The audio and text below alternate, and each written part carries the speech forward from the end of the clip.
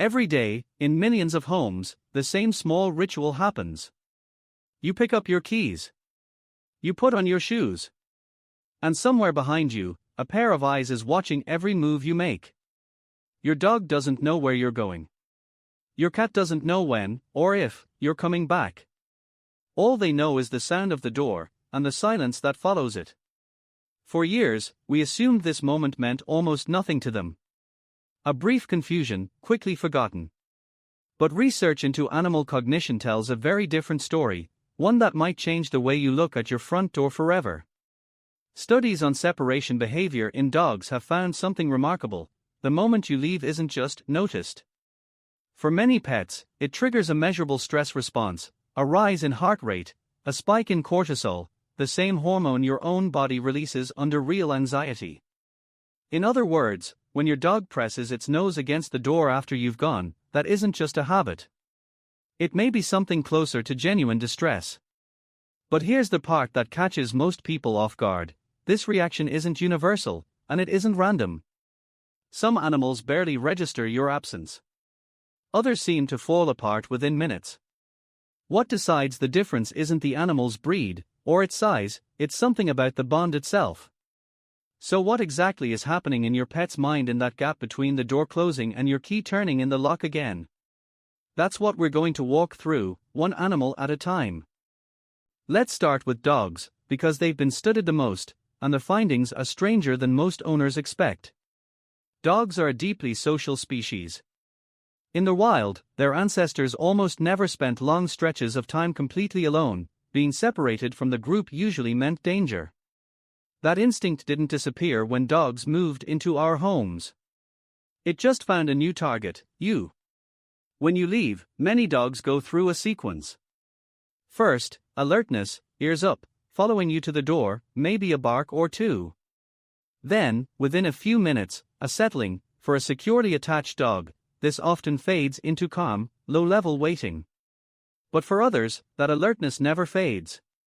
It becomes pacing, whining. In more extreme cases, destructive behavior that has nothing to do with boredom and everything to do with panic. Researchers who've studied this call their more severe version separation-related distress, and it shares surprising overlap with how attachment functions in human infants.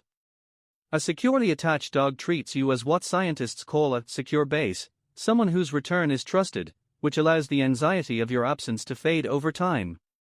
A dog without that same secure attachment doesn't get that relief. Every departure can feel, to some degree, like it might be the last one. That's a heavy thing to sit with.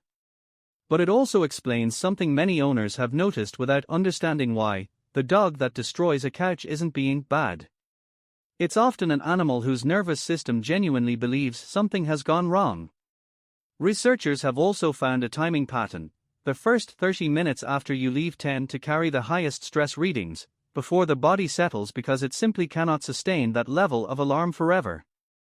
Cats complicate this picture even further, and for a long time, we assumed they didn't care at all. Cats have a reputation for indifference. Aloof. Independent. Unbothered by whether you stay or go. But when researchers actually measured it, the story turned out to be more complicated, and, in some ways, more surprising. Studies observing cat behavior around their owners' departures found that a large portion of cats do show attachment patterns strikingly similar to dogs and even young children. They may not race to the door. They may not whine. But they show subtler signs: reduced exploratory behavior when the owner is gone, quicker return to play when the owner comes back, and physiological stress markers that rise during extended absences. The difference isn't that cats don't feel it. It's that cats evolved a different survival strategy. Showing visible distress, in the wild, can signal weakness to predators or rivals. So even when the internal experience might be similar, the outward performance is muted almost to the point of invisibility. This raises an uncomfortable question: how many pets have we mislabeled as fine simply because they are better at hiding it? And it isn't only dogs and cats. Parrots, known for bonding intensely with a single person, can develop distress behaviors, including feather plucking, tied directly to prolonged absences. Even some rabbits and guinea pigs show changes in feeding and hiding behavior after their routine with a person is disrupted. Across species, a pattern starts to emerge. The animals most capable of forming a bond with us are often the ones most capable of feeling its absence.